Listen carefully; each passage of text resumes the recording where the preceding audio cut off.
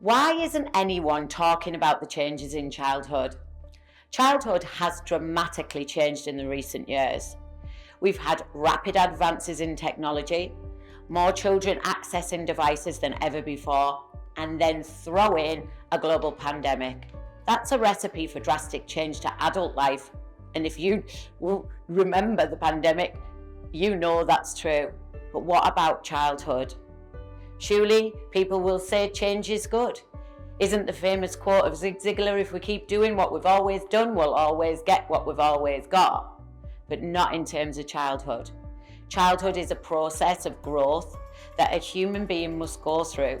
Birth to around 16 is considered childhood in many cultures. The neuroscience of the developing brain is astonishing, and it's here I want us to observe how the change in childhood has impacted our children. I'm Sinead Basson. I created a movement-based pedagogy called Spread the Happiness, which includes the internationally famous Disco. A child in the UK will enter the school system formally by 4 years old. And by 5, we, the education system, will judge them on school readiness. This is a measure of how prepared a child is to succeed in school, cognitively, socially, and emotionally.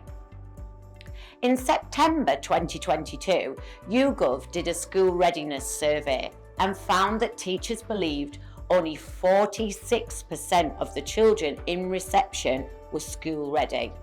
In 2023, September, teachers believed that that number had decreased.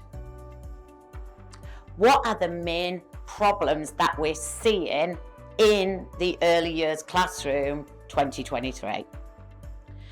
First of all, we're seeing low levels of language and communication. Children aged 2 years old should know 50 words by the time they're 2. And they are coming into 2-year-old provision with 1 to 3 word vocabularies. In recent research with a well-known doctor of speech and language, Dr. Jan Broomfield, my early years unit were all 1 year behind in their language and communication. The 2s were 1, the 3s were 2, the 4s were 3, and the 5s were 4. This alarmed the speech and language doctor because research shows if a child doesn't reach their talk milestone by the time they are 7, they are 75% more likely to become a young offender. Isn't that scary? The second problem is personal and social difficulties. These are also evident in most reception classes. Poor social skills, little to no toilet training. The same YouGov survey in September 2023 found that 1 in 4 children starting reception are not toilet trained. 1 in 4.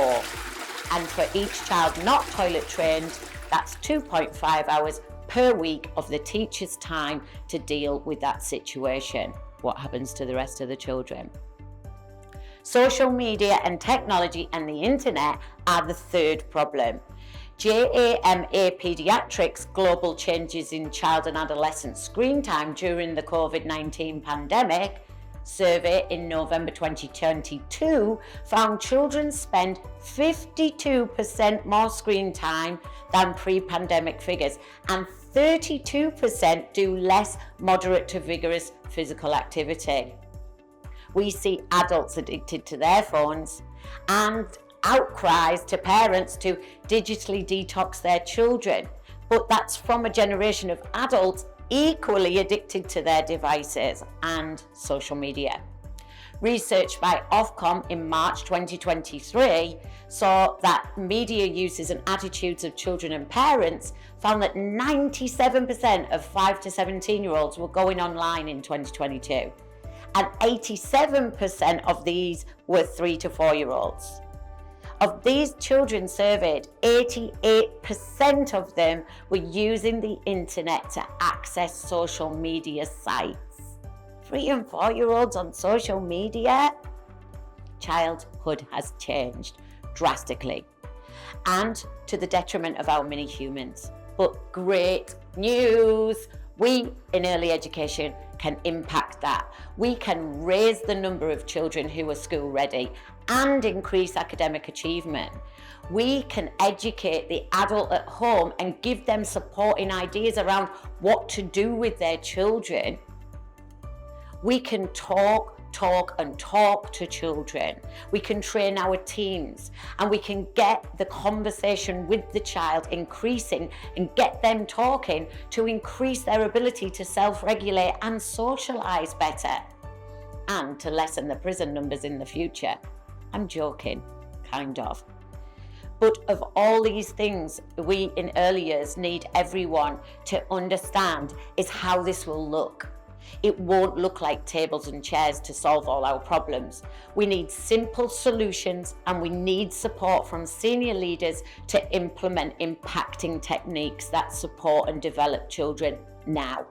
The instant things that we can do within the early years environment is increase adult-led sessions of movement.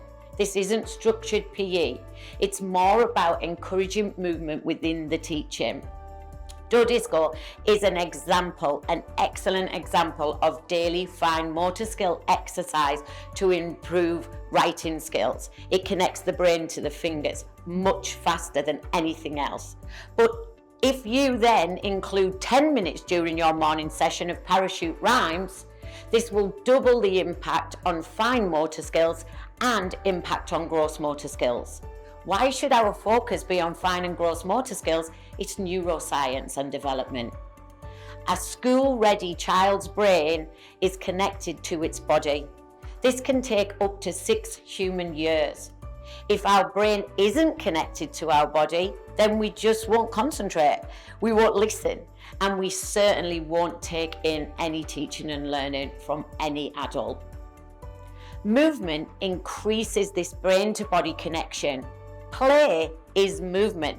Yes, I agree, we need teacher inputs, but a child of 4 years old with developmental delay due to the problems we've discussed will concentrate for a maximum of 8 to 10 minutes. Add movement into the input and the child retains much more of the teaching and learning. For example, in Spread the Happiness Maths, when we count on the carpet and the children are making little to no movement, our impact is minimal. But if we take the number line and put it up to adult head height, we add in a movement with flipper flappers, which are just pieces of material in the left and right hand, and we do that for the brain bilateral movement, and we shake them while we count. The child not only retains the counting aspect, but the recognition of the number, the order of the number, and because of the movement, we are strengthening the gross motor muscles that they will quicker than ever be able to write the numbers 1 to 20 at the end of nursery. I know. People fear play in our modern world, but during play there is essential fine and gross motor movement. Add in Plan, Do and Review, which is a high scope approach from the 1970s, and you've got language for communication, you've got oral sentencing, you've got thinking, you've got problem solving. And in reception using Plan, Do and Review, the child will write twice a day. Making the provision session thinking play and setting clear outcomes for play-based learning. The problems that we have are here and now. The government has acknowledged that the pandemic has set the nation back 10 years.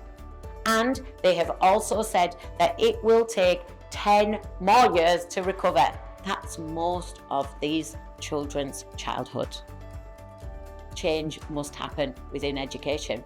Early years must be allowed to implement a movement-based pedagogy that's supported and encouraged to meet the needs of our children. Our children need us to move them. So please join in by sharing this video, getting involved. There is a downloadable presentation set for you to present to your teams and your governors and your parents, your senior leaders.